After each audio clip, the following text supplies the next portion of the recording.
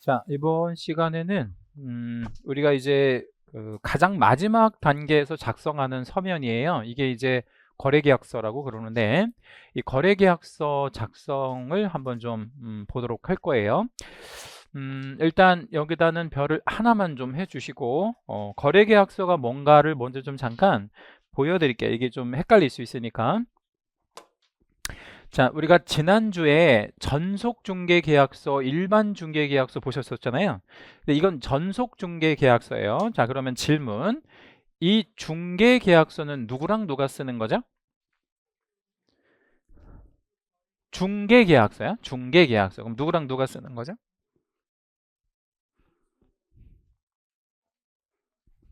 지난주 배우셨는데 다 잊어버리시고 오셨네?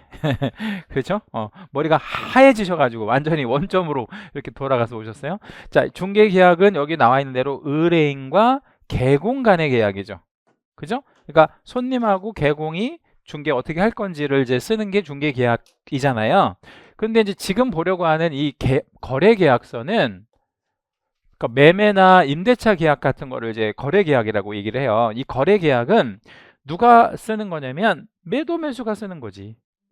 만약에 임대차면 누가 쓰겠어요? 임대인, 임차인. 그런 거죠. 그럼 질문. 중개계약서하고 거래계약서는 같은 거예요? 다른 거예요? 전혀 다른 거예요. 전혀 다른 거예요. 동일한 거라고 생각하시면 안 돼요. 그러면 요 중개계약서는 언제 쓰고 얘는 언제 써요? 얘는 의뢰 받았을 때 쓰고 여기는 중개가 완성됐을 때 이제 최종적으로 작성하는 뭐 이런 서면이 되겠죠. 그죠? 요거는 법정 서식이 있어요, 없어요? 법으로 정해져 있는 서식이 있어요. 여기 보면 공인중개사법 뭐 이렇게 나와 있잖아요. 근데 여기는 법정 서식이라는 게 없어요.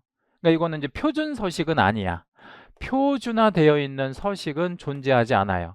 이런 거를 둘 수도 없는 게 왜 둘 수가 없냐면 거래계약이라는 건 종류가 굉장히 다양하기도 하고 여기에 나와 있는 이렇게 폼을 정형화시킬 수가 없단 말이에요. 거래계약은. 그래서 표준 서식은 없고 여기는 표준 서식이 있고 그래요.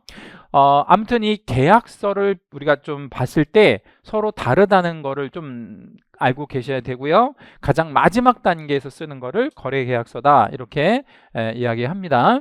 이 계약서 관련한 의무를 좀 한번 알아볼 건데 1번에 작성의 의무라는 말 나오잖아요. 그죠? 그럼 이건 작성은 뭘로 작성해라 이런 말이에요? 서면으로. 응? 서면으로 작성을 해라. 뭐 이런 얘기가 되겠죠. 단 전자계약도 있다라고 말씀드렸죠? 예, 전자계약 가능. 예. 그리고 표준 서식, 그러니까 법으로 정해져 있는 표준 서식은 있다 아니면 없다. 없다. 표준 서식 없음. 여기다가 채색 잡으시고 별 하시고. 자, 거래계약서 작성 파트에서 제일 중요한 건 표준 서식이 존재하지 않는다는 거예요. 그러니까 임의적으로 만들어서 쓰면 된다. 자, 그 다음에 이제 필요적 기재사항을 기재해라. 이 필요적이라는 건 꼭 적어야 되는 뭐 이런 것들을 얘기하는데 이게 9개가 있어요. 9개. 이 9개는 이제 밑에서 다시 한번 말씀드리도록 할게요. 그리고 계약서는 거짓으로 쓰거나 이중으로 쓰거나 하지 말래요. 계약서를 거짓으로 쓰거나 이중으로 쓰거나 이거를 우리 실무에서는 뭐라고 부를까요? 아까도 한번 나왔던 건데 전 시간에 다운 계약서, 업 계약서 이런 거를 이제 쓰지 말라는 얘기죠. 그래서 다운이나 업이나 이런 거를 쓰지 말아라. 이거는 이제 하지 말으라는 금지 의무가 되는 겁니다. 이렇게 쓰지 말아라라는 금지 의무가 있는 거예요. 자, 그러면 얘는 금지가 되고 있는데 쓰면 어떻게 할 거냐? 처벌이 어떻게 될 거냐? 상대적 등록 취소가 될 수 있어요. 상취, 절취 아니고 상대적 등록 취소. 우리가 생각보다 제재가 높아요, 낮아요? 우리 생각보다 낮지. 왜냐면 왠지 막 취소 먹을 것 같은데 뭐 절대적 취소 근데 그런 건 아니고 상대적 취소로 되어 있습니다. 왜냐면 이거는 실무적으로 보면 흔하게 있는 일이라서 너무 세게 처벌하기는 좀 어렵죠. 자, 서명 민날인이라고 했는데 서명 민날인은 두 사람 해야 됩니다. 누구랑 누구? 일단 개공해야 되고, 그렇죠? 누구도 해야 돼? 소공도 해야 되는데 소공 앞에는 항상 어떤 수식어 하나 붙여줘야 된다 그랬죠. 어떤 거? 해당 업무를 수행한 소공. 그렇죠? 네, 요 두 사람 요거 전체 묶어가지고 채색 별 하나만 할게요. 자, 거래계약서에는 두 사람이 서명 민날이 납니다. 당연히 개공은 당연히 서명 민날이 해야 되고, 소공은 어떤 소공만 서명 민날이 난다. 해당 업무를 수행했을 때, 그러니까 뭔가 책임질 일을 했을 때만 서명 민날이 난다. 교부, 교부는 아까 누구한테 교부한다 그랬냐면 쌍방에게. 그러니까 매매계약을 기준한다면 누구한테 다 줘야 돼. 매도, 매수한테 다 줘야 됩니다. 그리고 보존은 아까 몇 년 보존한다 그랬냐면 5년. 요것만 5년 보존한다 그랬죠. 그래서 요것도 별 하나만 잡을게요. 중요합니다.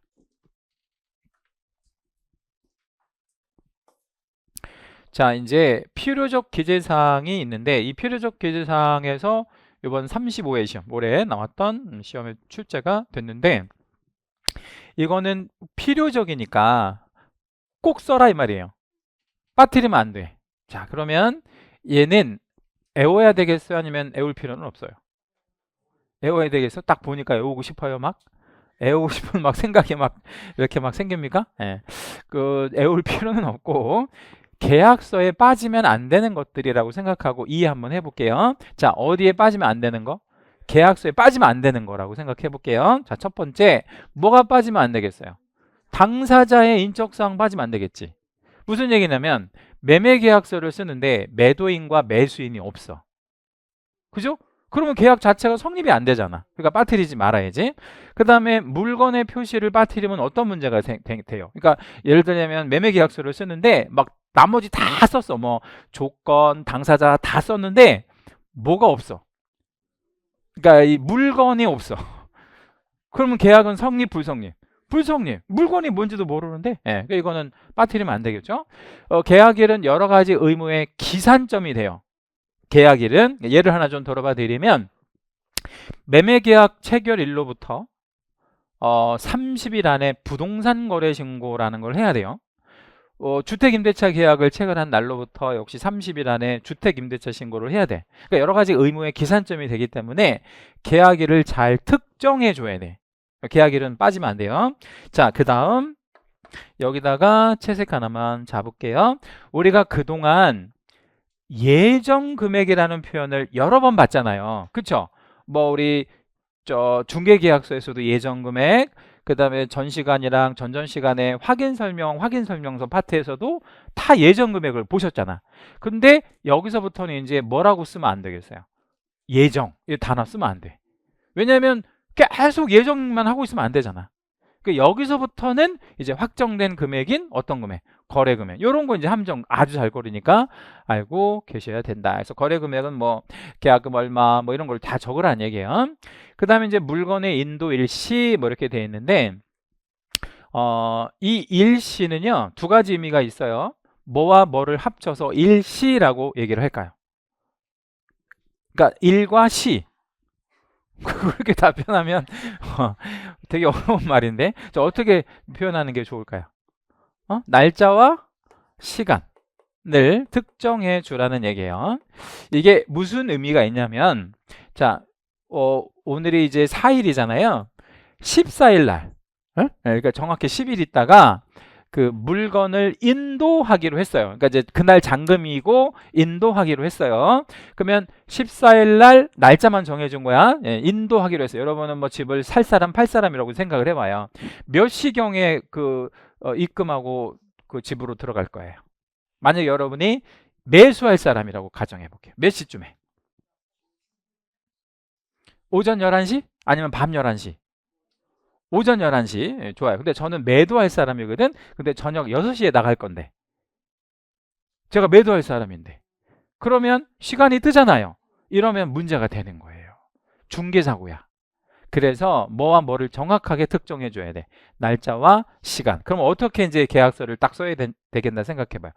12월 14일 썼어 이제. 그럼 이제 날짜를 특정했잖아요. 그럼 그 다음에 뭐를 특정해줘야 돼?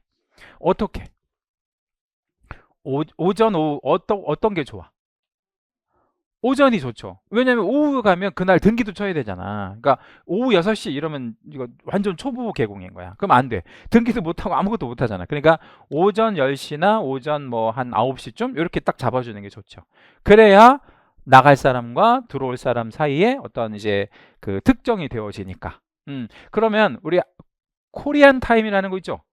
코리안 타임이 있잖아. 그럼 만약에 오전 10시라고 만약에 썼으면 앞뒤로 얼마 정도의 어떤 융통성이 좀 있어요. 그 코리안 타임으로 적용하면 1시간이면 코리안 타임 아닌데 그건 차이나 저기 타임인데 예? 30분 정도. 30분 정도는 봐줄만 하잖아. 예, 그러니까 한 30분 먼저나 30분 정도까지. 그래서 합쳐서 1시간 정도, 요 정도. 앞뒤로 1시간이면 2시간인데 너무 좀 길어지고. 아무튼 그 정도를 이렇게 봐줄만 한데 더 길어지면 문제가 된다. 그래서 이런 거를 계약서에 잘 명시해라 이런 얘기고요. 그 다음에 권리 이전의 내용이라는 게 뭐냐면 자, 소유권을 이전하려고 해요. 소유권을 이전하려고 해. 그럼 계약서의 이름을, 계약서의 제목을 뭐라고 써야 될까요? 어떤 부동산의 소유권을 이전하려고 해. 그러면 계약서의 제목을 뭐라고 써야 될까요? 매매계약서라고 쓰면 되지. 그죠? 근데 매매계약서라고 안 쓰고 계약서라고만 쓰는 거야. 그리고 말로 매매하는 거라고 다 해놓고 계약서로만 쓴다고. 그러면 등기관이 제3자가 봤을 때 얘네가 매매를 할 건지 임대차를 할 건지 뭐 그냥 증여를 할 건지 알 수 있어요 없어요? 없으니까 무슨 계약서라고 매매 계약서라고 딱 써줘야 얘네가 뭐를 이전하려고 하는 건지 소유권을 이전하려고 하는 합의를 했는지를 제3자가 확인할 수 있다는 뜻이에요. 그러니까 뭐를 잘 써줘야 돼? 뭐를 잘 써줘야 돼? 제목을. 자, 그러면 임대차다 그러면 뭐라고 써줘야 돼? 제목을. 임대차 계약서. 그냥 줄 거야. 증여야. 예, 그럼 뭐라고 써야 돼?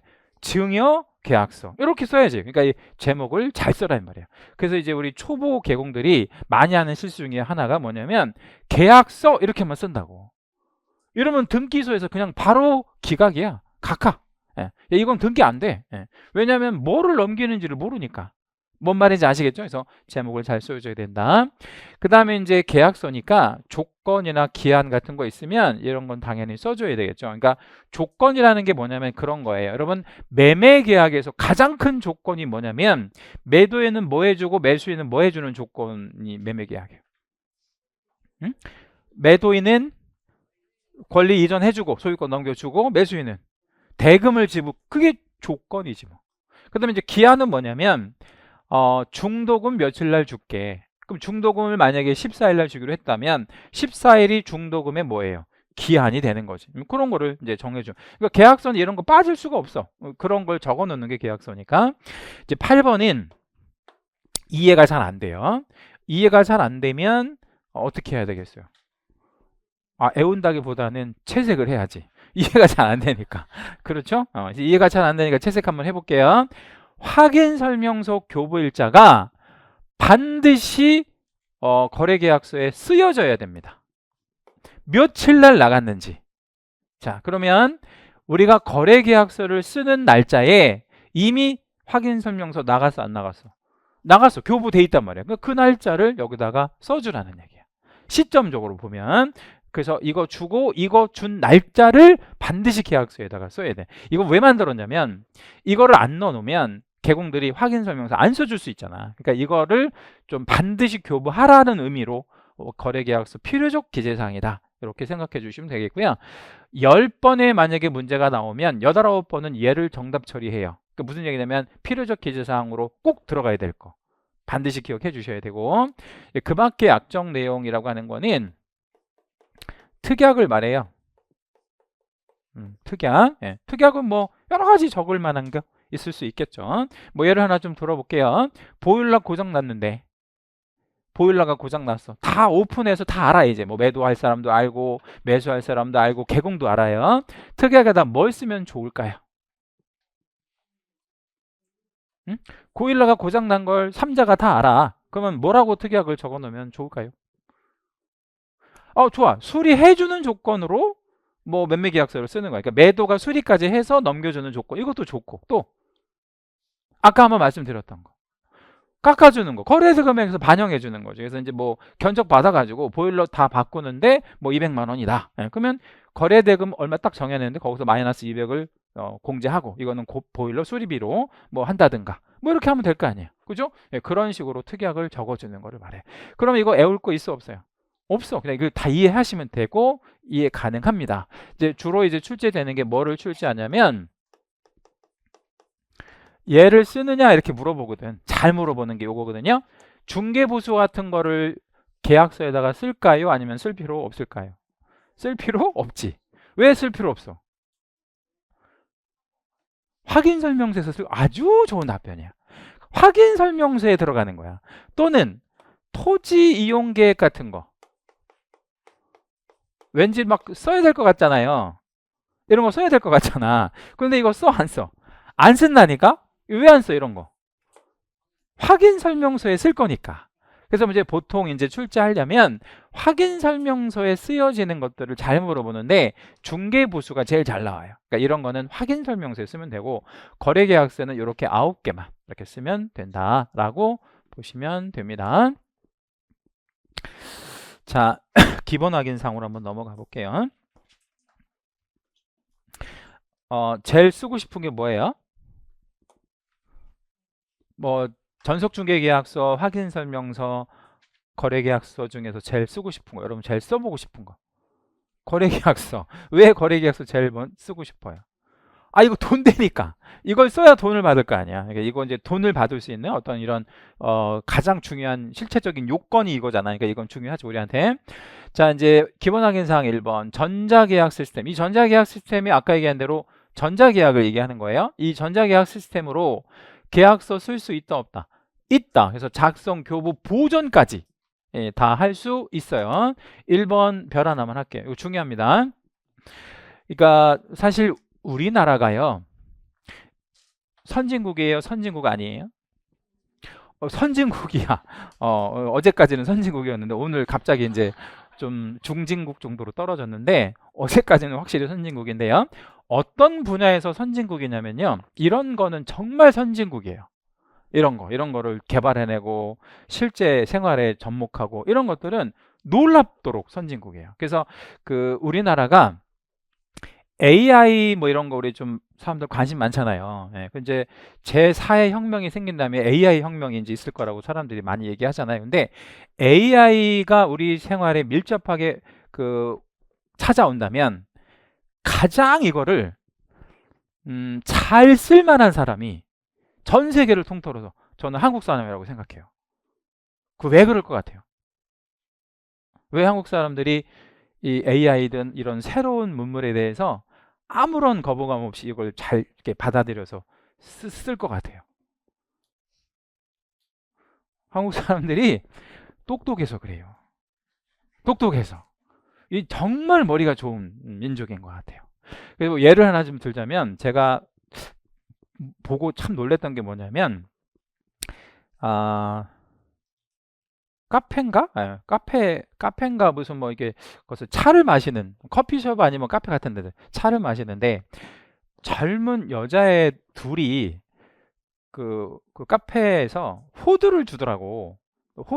호두를 주면서 까먹는 것도 주더라고. 이렇게 때려가지고 이렇게 까먹는 거. 근데 그 까먹는 게 있는데 그걸로 호두를 까먹으면 되잖아. 근데 희한한 걸로 호두를 까더라고요. 그래서 제가 그걸 얼마나 놀랐냐면 그 왜 이어폰 있잖아요. 이어폰 케이스 있지. 그걸로 내려쳐가지고 까더라고. 그래서 저는 놀랬어요. 아니 그 비싸고 싼 거를 떠나서 얼마나 창의적이냐고 그게. 그러니까 그 이어폰 케이스가 꼭 그것만 담으라는 기능만 있는 게 아니잖아요. 호두 까먹어도 돼, 안 돼? 되죠. 그러니까 우리나라 사람들은 어떤 물건이나 이런 거를 너무나 창의적으로 쓴다고. 너무나 창의적으로. 그래서 이런 것도 만들어내는 거예요. 이런 것도. 이거는 세계 최초의 제도라고 말씀드렸어요. 나중에 이거 이제 다시 배울 겁니다. 자, 어찌됐든 간에 종이로 안 해도 뭘로 할 수 있다고요? 전자적으로 할 수 있다는 거 꼭 기억해 주시고 2번 국장은 거래계약서의 표준 서식을 정하여 이의 사용을 권장하고 있다라고 했는데 자 여기서 여기까지만 채색을 한번 해볼게요. 그리고 요 부분도 같이 해줄 수 있으면 색깔을 좀 달리해서 할 수 있으면 해주시면 좋을 것 같아요. 저랑 좀 비슷하게 똑같게. 이게 뭐를 의미하냐면 이게 이제 이쪽에서는 제일 중요한 게 요거라고 말씀드렸죠. 일단 거래계약서는 표준 서식을 만들 수 있어요. 만들 수 있어요. 그러니까 이거는 문장을 바꿔야 돼. 어떻게 바꿔야 돼? 국장은 거래계약서의 표준 서식을 정하여 이의 사용을 권장할 수 있다 이러면 맞아. 왜냐면 할 수 있는 법적인 근거가 있으니까. 근데 하고 있지 않아요. 결론은 표준 서식은 있어요, 없어요? 없어. 안 하고 있으니까. 예, 그래서 둘 다 중요해. 자, 다시 한번. 하고 있다 X, 할 수 있다 O. 꼭 기억해 주셔야 돼요. 거래계약서는 얘가 제일 중요해요. 자, 거래계약서는 표준 서식을 만들기가 어렵다 그랬어요. 그죠? 워낙 다양한 거래 조건들이 있으니까. 자, 3번 소공에게는 거래계약서든 확인설명서든 무슨 서 있잖아요. 이 종이를 작성, 교부, 보존해야 될 의무는 없어요. 없습니다. 네. 이것도 별 2개 잡을게요. 되게 중요. 다만 소공이 거래계약서든 확인설명서든 작성할 수 있어요, 없어요? 있어요. 작성할 수는 있는데 그게 뭐가 아니다? 의무가 아니다. 그러니까 의무는 없다. 꼭 기억해 주시고. 그럼 이런 의무는 누구한테 있다? 개공한테 있다. 자, 4번 중개부수에 관한 사항은 거래계약서. 여기 대본에 이거 나오잖아요. 중개보수를 주고 거래계약서의 필요적 기재사항에 해당한다. X. 이게 왜 X냐를 머릿속에 저장을 하셔야 돼. 중개부수는 어디에다 쓸 거니까 확인설명서에다 쓰면 되잖아. 그거는 표준된 서식이 있는데 그걸 뭐 하려고 계약서까지 쓰냐 이거야. 그렇죠? 예. 여기까지 이제 4개의 문제를 보셨어요. 자, 기출 지문들은 나중에 다시 보여드리도록 하고 자, 이제 테마 20번으로 넘어가 보도록 할게요.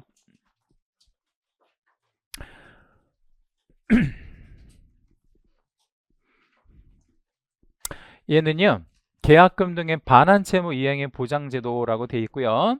영어로 에스크로우라고 써 있잖아요. 에스크로우가 일단 뭔지 먼저 좀 잠깐 설명을 좀 드려볼게요. 에스크로우 제도는 영국에서 처음 시작된 제도인데 권원 보증이라고 얘기합니다. 영국은 섬나라잖아. 이런 식으로 이제 생겼잖아요. 영국 생겼는데 영국이 한때 해가 지지 않는 나라라고 했잖아요. 그게 왜 그러면 그 어떤 국력이 막강했으니까. 근데 영국이라고 하지 말고 영국 놈들이라고 할게요. 영국 놈들이 정말 못된 짓은 다 하고 다녔어. 그러니까 일본 놈들보다 더 나쁜 놈들이 영국 놈들인데 왜 나쁜 놈들이냐면 얘네가 산업혁명을 제일 먼저 했잖아요. 전 세계에서. 그래서 막강한 해군력을 동원해 가지고요. 온 데를 다 식민지로 삼았잖아. 근데 그 과정에서 얘네가 이제 배를 이렇게 이게 큰 배라고 생각해 봐요. 범선 같은 거. 배를 이제 띄워 가지고 뭐 약탈을 하든 뭐 무역을 하든 배를 띄우면 10척이 가면 다시 돌아온 배가 3척밖에 안 됐대요. 기록에 보면. 나머지 7척은 어떻게 되고? 다 침몰하고. 왜냐면 옛날에는 해양 기술이 떨어지니까. 그러니까 배를 띄우면 뭐 한 거야? 손해인 거야. 그러니까 이제 민간 무역하는 이런 사람 배들 막 있을 거 아니야. 근데 못 띄우는 거야. 띄우기만 하면 7척이 다 침몰하니까. 그래서 이제 나라에서 이제 이거 막 수입도 하고 뭐 약탈도 하고 해야 이 나라가 이제 국력이 세지니까 어떤 거를 도입을 했냐면 이제 민간에다가 에스크로우 제도를 도입을 했어요. 어떻게 도입을 했냐면 배 띄워가지고 만약에 침몰하면 그거를 보상해 줄게. 이 제도를 처음으로 도입을 한 거야. 그래서 지금도 영국은 이걸 이제 재보험이라고 표현하기도 하거든요. 재보험 시장에서 세계 1위야, 영국이. 이런 그 에스크로우 제도에 되게 많이 발달되어 있는 나라가 이 에스크로우인데요. 그러면 누가 보장을 해주면 여러분이 선주야, 배 주인이에요. 띄워 안 띄워? 띄우겠죠. 막 띄우죠. 왜냐면 보장을 해주니까. 네, 그렇게 해서 만들어낸 제도가 에스크로우인데, 이 에스크로우를 전자상거래에서 가장 유용하게 써먹은 사람은 한국 사람이야. 놀랍도록. 네, 그 얘기를 좀 해볼게요. 에스크로우를 어떻게 우리나라가 지금 이걸 유용하게 잘 써먹냐면, 우리나라가 전자상거래가 되게 활성화되어 있거든요. 전 세계적으로 마찬가지지만 전자상거래에서 거의 선도적인 나라란 말이야, 우리나라가. 근데 예전에 전자상거래를 처음 이제 시작을 할 때 옥션이라고 하는 사이트 혹시 아시나요? 지금은 조금 이제 뭐 좀 맛이 간 회사이긴 한데, 그 옥션이라는 회사가 있어요. 근데 그 옥션에서 어떤 일이 실제로 있었냐면, 노트북을 이렇게 전자상거래로 거래를 했거든요. 그러니까 노트북이면 지금도 비싸지만 옛날에는 되게 비쌌잖아. 막 250만 원, 300만 원 할 때. 근데 그 노트북을 전자상거래로 거의 10분의 1 가격으로 판 거야. 그럼 사람들이 안 사요? 사지. 근데 이제 몇 명은 그 보내줘. 그 가격에. 그리고 나서 이제 걔네들한테 뭐를 이제 쓰게 만들어요. 그 수기를. 그러면 이제 막 사람들이 막 개떡같이 막 살 거 아니에요. 그래서 수천 명한테 팔았단 말이야. 그 몇 명한테만 진짜 노트북을 보내주고, 다음에는 벽돌을 한 장씩 보내준 거야. 이게 실제 있었던 실화를 말씀드리는 거야. 벽돌 한 장씩을 보내준 거야. 그 왜 보내줬는지 모르겠지만 아무튼 벽돌을 보내줬어. 무게가 비슷해서 보내줬나? 근데 이제 여러분 보니까 벽돌이 나오기 시작했잖아. 그래서 이제 이게 나라가 발칵 뒤집혀가지고, 이 전자상거래 이렇게는 안 되겠다, 이게 명점이 있다 라고 생각을 해서 여러 가지 고민을 했는데, 우리나라 민간 기업인 옥션이라는 회사에서 처음으로 이걸 도입을 한 거예요, 에스크로우를. 이게 우리나라에서 한 게 아니라 옥션이라는 회사에서 처음 도입했어요. 어떻게 한 거냐면, 자, 이제 셀러는 매도예요. 여기는 바이어니까 매수가 됩니다. 얘가 그 전자상거래로 노트북을 만약에 산다고 생각을 해봐요. 돈을 입금하지 않아. 안 하고 누구한테 그걸 돈을 맡겼냐면 에스크로우한테 이거를 맡긴 거야. 돈을 이렇게 송금을 한 거야, 노트북 값을. 그럼 얘가 이제 옥션이라는 회사에서 매매 대금을 갖고 있어요. 자, 이 상태에서 노트북 업자는 물건을 보내준 거야. 그러면 돈 받고 보내줬어, 안 받고 보내줬어? 안 받고. 근데 돈은 받은 거나 마찬가지야. 왜 받은 거나 마찬가지야? 얘가 갖고 있으니까. 그죠? 근데 얘가 이제 물건을 받았어요. 근데 얘가 중요한 건, 돈 받고 물건 받았어요? 아니면 돈 주고 받았어? 아니면 안 주고 받았어? 주고 받았어. 얘는 줬으니까. 얘는 안 받은 거야. 그래서 이제 얘가 이걸 갖고 있다가 얘가 이제 콜을 해줘야 돼. 뭐라고 해줘야 되냐면, 저 뭐 했어요? 받았어요. 이제 구매 결정을 하면 옥션에서 이게 릴리즈 펀드라는 건 돈을 송금해 준다는 거예요. 놔준다는 얘기야. 그러면 이렇게 보내주면 이 3자가 안전하게 거래를 할 수 있잖아. 이거를 세계 최초로 우리나라 옥션이라는 회사에서 도입한 거야. 어마어마하죠? 그렇잖아. 이게 시작은 뭐 영국이라는 나라에서 시작했지만, 이런 거를 써먹는 이 머리가 비상하다고, 우리나라 사람들이. 그래서 한때 옥션이 엄청 잘 나갔다고, 어마어마한 회사였는데, 이제 뭐 쿠팡이나 이런 데도 완전히 이제 뺏겨버렸잖아. 하여튼 그런 유래예요, 이게. 근데 이 부동산 활동에서도 이런 게 필요할까요? 아니면 필요 없을까요? 필요해요. 그걸 이제 보여드리려고 하는데, 자, 먼저 이거를 먼저 이해하셔야 돼. 이게 거래되는 부동산이고, 거래가가 100억이라고 생각을 한번 해봐요. 거래가가 100억이에요. 그러면 이제 좀 위치가 바뀌어서 여기가 매도고 여기가 이제 매수예요. 그러면 계약금, 중도금, 잔금은 누가 누구한테 주는 거예요? 매수가 매도인한테 줘야지. 그죠? 근데 한 번에 다 줘? 아니면 좀 나눠서 줘? 왜 나눠서 주죠? 계약금 주고 중도금 주고 잔금 주고 하잖아요, 일반적으로. 근데 왜 그렇게 해요? 안전하게 하려고. 한 번에 다 주면 위험할 수 있으니까 그렇게 하는 거죠, 일반적으로. 근데 이렇게 만약에 하다가 최후에 잔금을 줘야 되잖아요. 근데 잔금을 얘가 받고 뭘 줘요?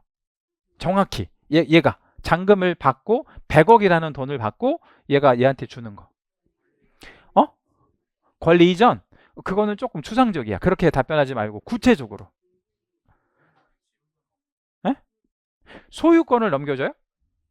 어때? 그렇게 표현하는 거. 소유권을 넘겨준다. 거래 대금 100억을 받고 소유권을 넘겨준다. 이게 말이 맞아, 안 맞아요? 어? 맞다고 생각되어지잖아요. 근데 안 맞아요. 왜 안 맞냐면 얘는 정확히 소유권을 넘겨주는 게 아니에요. 어? 아니, 물건을 넘겨주는 것도 아니고 소유권을 넘겨주는 것도 아니고 정확히 표현하면 소유권 이전에 필요한 서류를 주는 거야. 다시 말씀드리면 등기 서류를 주는 거야. 그러면 자, 보세요. 100억과 뭐가 교환되는 거야? 등기 서류가. 소유권 이전에 필요한 서류가. 자, 그런데 우리가 이제 이런 스토리 한번 만들어 볼게요. 얘가 이 물건을 얘 말고 또 다른 사람한테 또 팔아먹었어. 똑같은 물건인데 이중 매매를 한 거예요. 그리고 얘한테도 소유권 이전에 필요한 서류를 줬을 수도 있지. 돈 받고. 자, 그러면 소유권 이전에 필요한 서류를 5명이 갖고 있다고 생각해 봐요. 그날도 이제 공교롭게 잔금도 같은 날 맞춰버리는 거지. 왜냐하면 따르게 하면 이게 좀 사기가 발각이 되니까 같은 날 비슷한 시각에 잔금 딱 처리하면 5번 정도 팔아먹을 수 있단 말이에요. 그러면 그러니까 5가지 서류를 세트로 5서류 만들 수 있어, 없어? 있어요. 얼마든지 가능해. 그러면 이걸 5명이 갖고 있다고 생각해 봐요. 소유권 누가 취득한다? 모두 유효한 매매 계약이에요. 모두 유효한 매매 계약이고 5가지 서류 모두 소유권이 이전되어지는데 하자 없는 서류들이야. 그랬을 때 소유권 취득은 누가 한다? 우리 민법상 가장 먼저 접수한 놈이 하는 거야. 그게 우리 최종 판례예요. 대법원에. 그러니까 제일 먼저 등기 친 놈이 1등이야. 그러니까 매매 계약 이런 거 안 따져. 그 다음에 뭐 누가 뭐 높은 돈을 줬어, 안 따져. 그런 거 안 따져. 그러면 가장 먼저 뭐 한 놈? 접수한 놈. 등기한 놈이 아니라 접수한 놈이 소유권 취득하는 거야. 그리고 그 사람 딱 등기 접수되고 이후는 받아주지도 않아. 왜냐면 똑같은 등기를 받아주면 안 되잖아. 접수를 해줄 수가 없지. 그러니까 이게 위험해요, 안 위험해? 매우 위험한 거야. 이게 노트북하고는 비교가 안 되잖아. 그래서 도입한 제도가 뭐냐면 제목을 이제 읽어볼게요. 이 제도가 시험에도 곧잘 나오기도 하는데 이게 잘 나오는 건 아닌데 이번 35회 때는 나왔고요. 한 3년에 한 번 요 정도 주기로 나오는데 이게 되게 어려워요. 이 개념 자체가. 그래서 이거를 완벽하게 이해를 하셔야 돼. 보통 대학에서도 부동산 학과가 있잖아요. 대학에서 얘를 3시간 내내 강의한다고. 이 개념이 어렵기 때문에. 근데 이제 우리 학원에서 이건 3시간 강의하고 있으면 어떻게 되겠어요? 완전 속 터지겠지. 네, 그래서 이걸 한 10분 만에 하는 거예요, 이거는. 근데 이게 내용을 할 만한 게 되게 많아요. 근데 봐요. 계약금 등의 반환 채무를 반환하는 거, 돌려주는 거를 누군가가 이행해 주는 거를 뭐 해준대? 보장. 이제 이걸 영어로는 에스코라고 얘기하는데 누가 이거를 보증하는 거냐면 개공이 하는 거예요. 그래서 이걸 우리가 배우는 거야. 개공이 이걸 보장해 주겠대. 그러니까 뭔 얘기냐면 아까 옥션처럼 돈을 갖고 있었잖아. 그걸 개공이 돈을 갖고 있는 거야. 얼마를? 100억을. 100억이라는 돈을 개공이 갖고 있을 거야. 그래서 그거를 설득을 해야 돼. 누구를 설득해야 돼? 매도와 매수를. 뭐라고 설득해? 이제 내가 안전하게 해줄게. 이제 너네끼리 거래하면 이중매매도 있고, 그 다음에 어떤 일도 생길 수 있냐면요. 그냥 이중매매는 아닌데 정상적인 매매인데 그 소유권 이전 서류에 하자가 하나 있는 거야. 대표적인 하자가 뭐가 있냐면 실무적으로 그 소유권을 이전시키려면 반드시 인감증명서가 들어가야 되거든요. 근데 인감증명서는 유효기간이 있어요. 근데 유효기간이 하루가 지났네. 그러니까 다 정상적인 매매고 서류도 하자가 없는데 유효기간만 하루가 지났어. 근데 이 사람은 매도한 사람은 돈 받고 어디 갔어요? 외국으로 가버린 거야. 이 사람은 사기치려고 한 게 아니고 다 주고 나는 다 됐을 거라고 생각하고 외국으로 갔는데 등기소에서 연락이 왔네. 뭐라고 연락이 왔어요? 유효기간 하루 지나서 안 된다고. 그러면 어떻게 해야 돼요? 이 사람 찾으러 가야 되잖아. 그 이제 어떻게 어렵게 연락이 됐는데 뭐라고 하냐면 지금 태평양 바다 한가운데래. 크루즈 타고 이제 나간 거야. 예를 들자면. 그럼 어떻게 해야 돼, 이 사람은? 헬기를 대절해서 그 사람 찾아가가지고, 예? 그래야 될 거 아니야. 그래서 헬기 태워가지고 그 인감지문서 뗄 수 있는 대로 데려와가지고 그거 떼서 뭐 해야지. 그 방법밖에 현실적으로 없잖아요. 이게 여러 가지 심각한 문제가 있다니까. 그래서 이 돈을 누가 가지고 있다가 개공이 거래가 완전히 되고 등기가 넘어가면 그때 뭐 얘한테 주든 아니면 중간에 안 되면 너한테 돌려줄게. 이거를 개공이 보장해 준다 이거예요. 자, 그러면 이제 다른 건 생각하지 말고 이 취지가 좋아요, 안 좋아요? 좋아요. 이제 일단 여기까지 동의 가능하잖아요. 근데 문제가 하나 생겨요. 뭐가 문제가 생기냐면 개공이 이 100억을 가지고 있으면 안전에 더 위험해. 더 위험하지. 누가 갖고 있는 것보다. 매도가 가지고 있는 것보다 더 위험하잖아요. 그래서 이게 실효성이 없다고. 그래서 이제 법적으로 실효성을 어떻게 만들었냐면 이 100억이라는 돈을 개공이 집에서 갖고 있는 게 아니라 개공을 비롯해서 이제 이 여기 공개체전 음보신여라는 게 좀 이따 말씀드릴게.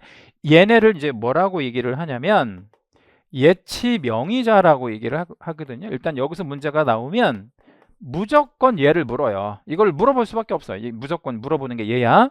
근데 이 예치 명의자가 집에서 돈을 갖고 있거나 회사, 사무실에서 갖고 있거나 이런 위험하니까 명의만 이 사람들의 명의를 빌려서 실제 돈은 누가 갖고 있는 거예요? 은행 같은 데서 갖고 있으면 안전하다 이 말이에요. 그러면 이런 구도가 되는 거예요. 이 100억이라는 돈을 누구 이름으로 예치해? 은행에다가. 개공의 이름으로 예치를 하는 거야. 그러면 얘가 찾아가면 어떻게 되겠냐? 그럴 수 있잖아. 그래서 이제 이거를 에스크로를 할 때 3자의 도장이 들어갈 때만 인출 가능하도록 이렇게 은행에다가 협의를 해놓으면 은행에서 볼 때 누구 도장 가져오면 돈 줄게. 매도, 매수, 개공 이러면 한 명이 사기칠 일은 없잖아. 그렇게 해서 예치하는 제도예요. 그러면 좀 어때? 안전해? 안 안전해? 좀 안전해졌죠. 그러니까 이거는 개공이 끌어낼 수밖에 없는 이유가 중개를 얘가 지금 하고 있잖아요. 그러니까 얘가 이걸 끌어내야지. 그래서 이런 제도예요. 그러니까 취지라든가 뭐 이런 내용들을 정확하게 활용하면 뭐 위험할 것도 없고 어떤 그 실용성도 있는 그런 제도라고 보시면 됩니다. 그러면 우리 대학 교수들은 이 제도를 좀 좋아하겠어요? 안 좋아하겠어요? 대학 교수들은 좋아해. 그래서 이제 한 3년에 한 번 정도씩은 낸단 말이에요. 근데 낼 때 딱히 낼 거는 요거밖에는 없어요. 요게 이제 뭐냐면 예치 명의자라고 얘기를 하는데 명의를 빌려주는 사람들이야. 그러니까 이제 얘랑 얘를 좀 안전하게 거래할 수 있도록 명의를 빌려주는 사람들을 예치 명의자라고 하는데 여기 두 번째 개가 나오잖아요. 개. 이 개가 개공이에요. 그래서 이제 요 7개 예치 명의자를 한번 보여드릴게요. 7개의 예치 명의자가 일단 누구냐면 요 예치 명의자가 중요하다고 말씀드렸죠. 여기서는 얘만 중요해. 나머지는 취지만 아시면 되고 제일 처음에 공제사업자가 돼 있죠. 이 공제사업자가 누구냐면요. 아직 우리 안 배우셨는데 우리 공인중개사 협회가 있어요. 협회. 공인중개사 협회 11만 명이 모여서 만든 단체가 이제 공인중개사 협회인데 협회에서 공제 사업을 해요. 그럼 여러분 협회는 좀 안전한 기관이라고 볼 수 있어 없어요? 안전하다고 좀 해주시면 안 되나? 왜냐면 한 개인이 아니고 11만 명이 모였잖아. 좀 안전한. 그리고 여기 뭐 돈도 많고, 그죠? 그리고 이거는 뭐 예컨대 금융 당국에서 예컨대 이제 감독도 받는 금융업도 하고 하니까 안전하다고 봐야 돼요.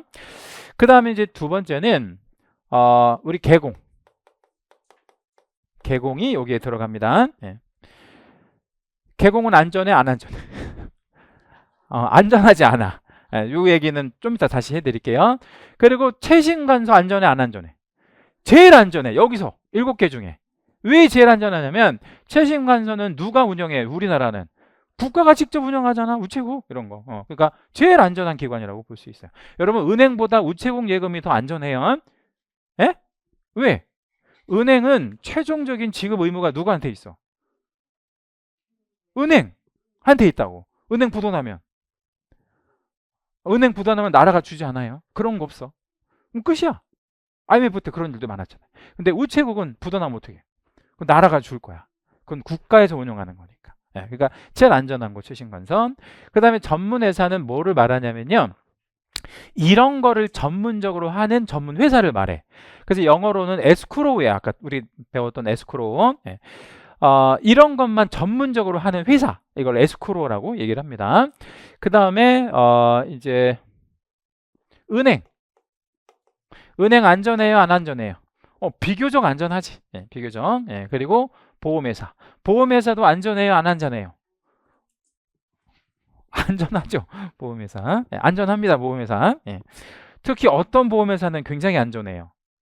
은행보다도 훨씬 안전한 보험회사도 많은데 은행 몇 개 합친 것보다 더 큰 규모의 보험회사도 많아요. 삼성생명 같은데 이런 데는 막 은행 몇 개 합친 거랑 마찬가지잖아요. 네, 되게 안전하죠. 그 다음에 신탁업자, 네, 신탁업자까지 해서 7개를 예치명의자라고 하는데 얘도 나오면 얘밖에 없기 때문에 요거 앞자만 한번 제가 동그라미 한번 해드릴게요. 공개, 채전, 은, 보, 신. 이거 합치면 뭐 나오냐면 공개채전 은보신이에요. 네, 이제 앞장 다시 한번 와볼게요. 여기 써 있는 거가 그거야. 공개채전 은보신.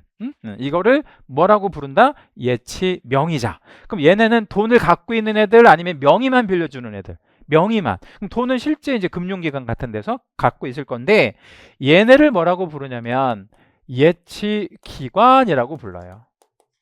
그러니까 돈은 실제로 얘네가 갖고 있는 거야. 그리고 여기 공개처전 은보신은 명의만 빌려주는 애들이에요. 그러면 이 공개처전 은보신 예치명의자 7개 중에서 누가 제일 안전하다고 아까 제가 잠시 말씀드렸죠? 최신관서. 그럼 제일 위험한 사람은 개공. 그래서 개공은 그냥은 안 돼. 왜냐하면 개인 자격이니까. 그래서 만약에 개공이 뭐가 되어질 때는요. 예치 명의자가 되어질 때는 보증을 서야 돼. 누가? 그러면 보증기관이. 이건 이제 개공의 보증기관이야. 그래서 우리 개공은 3가지 기관에서 개공의 업무를 보증해 주거든요. 그거가 바로 보험, 공제, 공탁이에요. 자, 그럼 보험은 뭐 다 아시고 공제는 뭐냐면 우리 변호사 개업을 하잖아요. 우리나라에 변호사가 꽤 많아요. 몇 명인지는 모르겠어요. 변호사 개업을 하면 변호사도 사고 치나요? 안 치나요? 치지. 그러면 누가 배상을 해줘야 되잖아. 근데 개인적으로 배상해 준다면 못 믿잖아요. 그래서 변협에서 뭐를 하나 운영하냐면 공제. 의사들도 개업하면 의료사고 나요? 안 나요? 나죠. 그러면 이제 물어줘야 되잖아. 그것도 배상해 줘야 되는데 그런 거를 의협에서 공제를 운영해요. 그러면 우리도 이제 11만 명이나 있으니까 쪽수로 말하면 제일 많지. 우리도 사건 사고가 많이 터질 거 아니에요. 그래서 협회에서 뭐를 운영해? 공제. 어떤 사건 사고가 터지면 우리가 대신 물어줄게 이런 걸 운영하고 공탁은 뭐냐면 법원에다가 맡기는 거를 말하는데 이 100억이라는 돈을 공탁소에다가 맡긴다 이렇게 생각하면 돼요. 그럼 되게 안전해지잖아. 그래서 요 3가지 기관에서 개공을 보증서 주는 거야. 얘가 돈 가지고 튀면 우리가 물어줄게. 그러면 안전해요? 안 안전해요? 안전해지죠. 근데 여기에서 한 가지 문제가 하나 생겨요. 어떤 문제가 생기냐면 이 보험, 공제, 공탁을 보증을 서줄 때 무려 100억이라는 돈을 보증을 서주면 얘네가 그냥 해줘요? 아니면 돈 좀 받고 해줘? 이게 문제가 되는 거예요. 그래서 이제 실효성이 좀 떨어지는데 이 돈은 누가 부담을 할 거냐면 이 보험, 공제, 공탁에 대한 비용은 누가 부담할 거냐면 매수 중에 누가 부담한대? 매수가. 왜 그러냐면 이 돈을 안전하게 갖고 있다가 이걸 다시 돌려받으면 얘가 좋은 거잖아. 그러니까 수익자 부담 원칙. 그래서 좋은 사람이 내는 거라고. 그래서 얘를 매수인이 이 비용을 부담한다. 까지만 이제 알고 계시면 되겠고요. 자, 부연해서 여기 이제 보증서가 또 하나 나오는데 이 보증서는 뭐냐면 이 100억이라는 돈을 개공의 이름으로 예치를 은행에다가 했어요. 그런데 매도가 등기도 넘겨주기 전에 갑자기 돈을 좀 쓰고 싶은 거야. 갑자기 돈을 쓰고 싶어. 등기 안 넘겨준 상태에서. 그러면 개공이 얘가 좀 사정이 급하다고 하니까 돈을 일부 주면 돼요, 안 돼요? 안 되지. 등기도 안 넘어갔으니까. 근데 얘가 뭐를 끊어오면, 보증서를 끊어오면 이걸 믿고 줘도 된다 이 말이에요. 그래서 이거는 먼저 받기 위한 보증서를 말해요. 이 보증서는 보증보험 회사나 금융기관에서 이런 데서 발행합니다. 자, 보증보험회사는 아까 말씀드렸던 이 일반적인 보험회사하고 좀 성격이 달라요. 이 일반적인 보험회사는 뭐 삼성생명, 현대화재보험 이런 보험회사를 말하는데, 여기서 말하는 보험회사는 그런 보험회사가 아니라 뭐만 전문적으로 서주는 보험회사야. 보증만. 그래서 우리나라에 이 보증보험회사는 하나밖에 없어요. 옛날에 서울신용보증보험 주식회사 였는데 이름이 좀 길잖아요. 그래서 지금은 SGI로 바꿨어요. 그래서 그 보증만 서주는 보험회사 내지는 은행 같은 데서 이 보증을 서준다. 그러면 얘가 이 보증서를 얘한테 갖다 주고 먼저 받을 수도 있다. 자, 이제 설명은 다 드렸어요. 다음 장, 그러니까 뒷장 넘어가기 전에 혹시 여기에서 이 그림에서 궁금하신 거 있으시면, 이게 좀 개념이 좀 어려운 개념이라서 질문을 제가 한 2분 정도만 받을게요. 질문하실 수 있는 기회를 드릴 텐데 혹시 질문하실 거 있으세요? 질문의 기회를 드린다고 했잖아. 에? 아무 때나 드리는 것도 아니고. 응? 뭐 좀 궁금한 거 없어요? 실제 실무에서? 실제 실무에서 거의 없어요. 그러니까 거의 없는 이유는 왜 없냐면 개공들이 몰라서 못해요. 이런 거를 잘 몰라가지고. 이 제도가 만들어진 지가 한 10년 정도 되는데 지금 기존의 개공들이 10년 전 개공들도 일단 많고, 그리고 새롭게 이제 개공되어 오신 분들도 참 신기한 게 뭐냐면 시험이 끝나잖아요. 그러면 3시간만 지나면 다 잊어버려. 이런 거 몰라. 모른다고. 3시간만 지나면 다 정말 신기해가지고 하나도 몰라. 그래서 아주 새하예요. 새하얘. 네, 새하얘. 제가 이제 잠깐만, 실무 강의 같은 것도 이제 하고 그러는데, 실무 강의 가서 이제 물권 채권 얘기 하잖아요. 그러면 이제 생각을 해. 뭘 생각? 물권이 뭐였지? 채권이 뭐였지? 이 정도로 다 잊어버린다니까. 예. 뭐 질문하실? 예. 그러니까 여기서 이 개공은 기본으로 법인 같으면 4억, 개인 같으면 2억의 보증을 설정을 해야 되는데, 얘는 지금 얼마를 얘가 갖고 있게 되는 거죠? 100억. 그러면 기본 보증 4억 내지 2억은 별도로 하고 요만큼에 대한 보증을 또 가입하는 거야. 얼마짜리? 아니 100억짜리. 100억짜리를 또 가입해야 돼. 왜냐면 이거 다 물어줘야 되니까. 그래서 여기 비용이 상당히 많이 발생 됩니다. 자, 그리고 이제 제일 중요한 질문을 하나 하셨어야 되는 게 뭐냐면, 이 제도가요 꼭 해야 돼? 안 해도 돼? 안 해도 돼요. 그래서 이거는 여기다 요거 한번 쓸게요. 의무가 아니고요, 권고제도예요.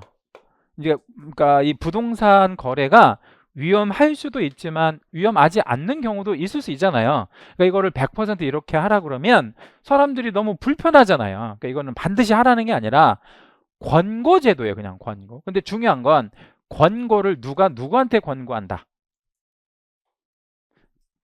그림 다시 보여드릴게. 권고한다 그랬잖아. 뭐 권고한다는 게 이제 이렇게 막 권하고 설득하고 하는 거를 권고인데, 이 그림상에서 누가 누구한테 이거를 이렇게 하자라고 권고하는 거야. 개공이 당사자들을, 응? 개공이 당사자들을 권고하는 제도다. 이렇게 이해하시면 됩니다. 네. 자, 이제 뒤에 가서 마무리 한번 줘볼게요. 예치 대상이 되는 거는 계약금만 들어가지 않고요, 잔금까지 다 들어갑니다. 왜냐하면 잔금을 주고 소유권 이전에 필요한 서류를 받기 때문에. 그리고 실제로 돈을 갖고 있는 기관을 예치기관이라고 하는데, 금융기관에서 신탁업자 등까지 있는데요. 여기는 딱히 암기하거나 그럴 필요는 없는 게 마지막에 등자가 붙었잖아요. 이 등자의 의미는 어떤 의미로 쓰여요? 우리 보통 기타 등등 이렇게 표현하면 이 등자의 의미는 뭐야? 에? 이거 말고도 또 있을 수 있다, 뭐 이런. 그러니까 여기는 뭐 굳이 암기하거나 그럴 필요는 없고, 보증서는 선수령을 하기 위한, 먼저 좀 돈을 받기 위한 보증서를 말한다 그랬죠. 예, 그래서 금융기관이나 보증만 전문적으로 서주는 보증보험회사에서 발행하게 됩니다.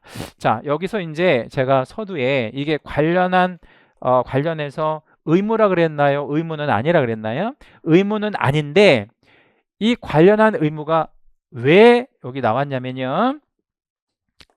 개공이 예치 명의자가 되면 이 의무가 생겨요. 의무가. 다시 한번 개공이 뭐이면 이 의무가 생긴다? 예치 명의자가 되면 이 의무가 생겨요. 그러면 개공이 예치 명의자가 아닐 수도 있잖아요. 그럼 이 의무가 생기지 않는 거야. 이건 이제 어떤 조건이 있을 때 의무가 생기는데 어떤 의무가 있냐면 이거 좀 중요하고 첫째, 분리관리의 의무가 있어요. 분리관리한다라는 거는 아까 100억이라고 하는 돈을 개공의 명의로 예치한다 그랬잖아요. 그러면 개공의 그 은행 계좌에다가 넣는다는 얘기거든. 그 100억이라는 돈을. 그러면 개공이 원래 자기 돈도 있었을 거 아니에요.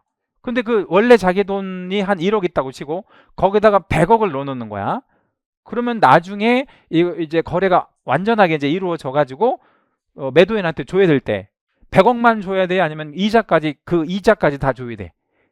이자까지. 그건 매도인 거니까.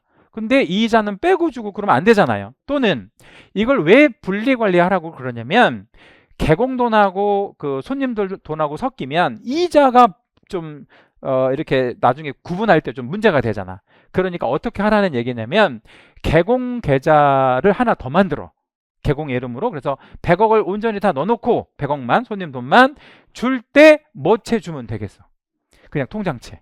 네, 그러면 거기서 발생한 이자는 다 우리 의뢰인에 넘어가는 거니까. 그래서 분리관리하라는 뜻이고, 두 번째는 당사자의 동의 없는 인출을 하면 안 돼요. 당사자의 동의 없는 인출을 하지 말라는 건 어떤 의미냐면 100억이라는 돈을 만약에 개공이 그 자기 은행 계좌에다 넣어놨으면 그거 개공돈이에요? 개공돈 아니에요? 개공돈 아니잖아. 근데 이걸 내 맘대로 막 뺏쓰고 그러면 안 된다고. 그래서 인출 금지.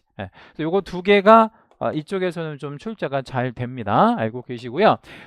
공개체전 음보신 그거하고 요거 두 개 정도는 알고 계시면 되고, 3번의 보증 설정의 의무는 당연히 있어요. 우리 개공은 업무 보증이라는 거를 그 예치 명의자일 때는 설정해 줘야 됩니다. 자, 기본 확인사항. 개공은 거래 안전을 보장하기 위해서 필요하다고 인정하는 경우에는 거래계약의 이행이 완료될 때까지, 여기다 밑줄 하나만 잡을게요. 이행은 언제 완료되죠?